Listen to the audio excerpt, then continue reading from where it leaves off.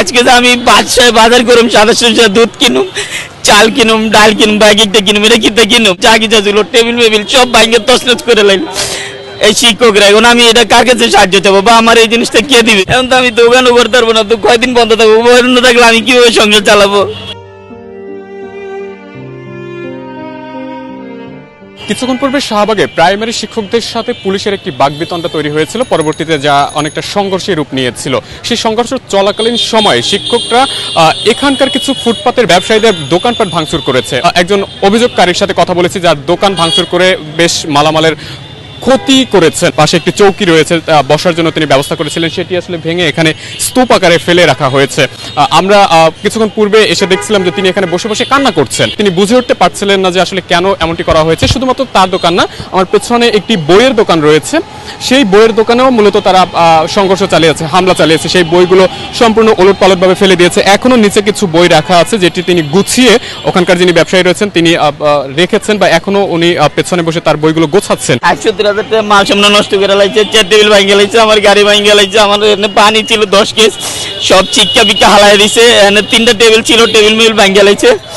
এরপর আমার ফুচকা, বেলপুরি, পানিপুরি, আলু ডাবলি দিয়ে মশলা টসলা সব নষ্ট করে ভাঙে চুরা, মানে কি অবস্থা লাগে যে হেরা মানে হরুট হেরা শিক্ষক হেরা সবকিছু ভাঙে চুরে তছনছ করে মেলা করছে। আমি একজন সাধারণ ক্ষুদ্র ব্যবসায়ী, কারণ এর উপরে আমার সংসার চলে, আমার ফ্যামিলি আছে, বাচ্চা কাচ্চা আছে, আমার বৃদ্ধ মা আছে, আমার এক ছেলে আছে, প্রতিদিন দুধ কিনতে হয় তাদের জন্য। আমি এখানে দোকানদারি করে খরচ বাধা প্রতিদিন আমার যা থাকে এটাতে আমার বাচ্চার দুধ কিনি, আমার প্রতিদিন চাল কিনতে হয়, ডাল কিনতে হয়, মাছ যাই হোক টুকটাক কিছু কিনতে হয় একটা সংসারের। কিন্তু আজকে আমি কি দিয়ে কিনবো? আমি বাসায় গেলে দুধ নিতে দুধ নেবো কিনতে, বা আমার যে 60,000 টাকার এই যে আমার তেরবল মেরবল সব চিড়ে বিড়ে লাইলো, আমার চেয়ারের টেবিল ভাঙে লাইলো, আমার সব থালি বলমল যা কিছু ছিল টেবিল মেবিল সব ভাঙে তছনছ করে লাইলো এই শিক্ষকরা। এখন আমি এটা কার কাছে সাহায্য চাবো বা আমার এই জিনিসটা কে দিবে?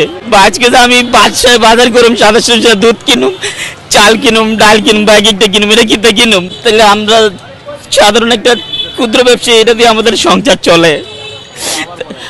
তাদের থেকে কেউ কিছু বলে নাই, তাদের থেকে তারা চলে গেছে গা। কিন্তু এদিকটা যে আমার ক্ষয়ক্ষতি, আমি এখানে যে করতেছি, কিন্তু তারা তো আর এটা দেখে নাই, তাদের মধ্যে তারা বাস দিয়ে চলে গেছে গাড়ি দিয়া।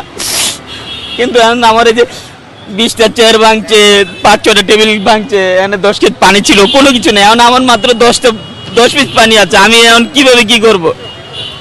এখন এই ক্ষতিটা আমার কে সাহায্য করবো? বা আমি এখন এটা কিভাবে মানবো? আমার গাড়ি ভাঙে তছনছ করে গেছে, আমি কোনো একটু দাঁড়া করে দিয়ে দিচ্ছি।